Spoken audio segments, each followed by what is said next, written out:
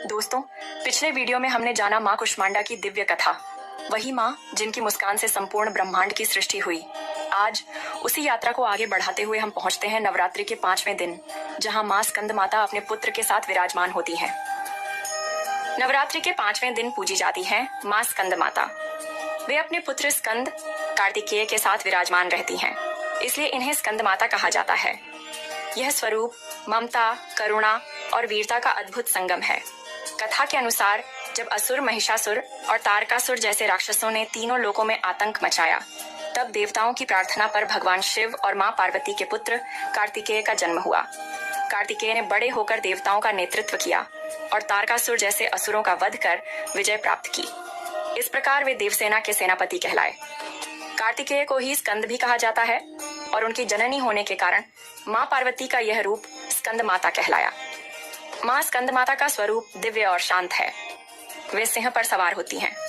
उनके 4 हाथ हैं, 2 हाथों में कमल पुष्प, 1 हाथ में अपने पुत्र स्कंद को धारण किए हुए और चौथा हाथ आशीर्वाद की मुद्रा में है।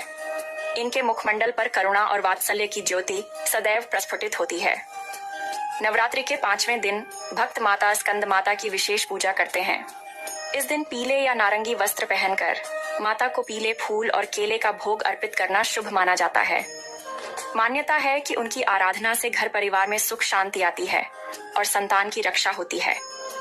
भक्त मानते हैं कि मां स्कंद माता की उपासना से बुद्धि और ज्ञान की वृद्धि होती है। विशेष रूप से विद्यार्थी और साधक उनकी कृपा पाकर अपने मार्ग में सफलता प्राप्त करते हैं। साथ ही माता की करुणा से साधक के पाप नष्ट हो जाते हैं और जीवन में समृद्धि आती है। मां स्कंद माता हमें यह संदेश देती हैं कि सच्चे साहस और धर्म की रक्षा के लिए मातृशक्ति सदैव आगे रहती है।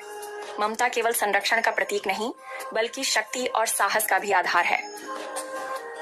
तो दोस्तों, आज आपने जाना मां स्कंद माता की दिव्य महिमा और उनके वात्सल्यमयी स्वरूप के बारे में।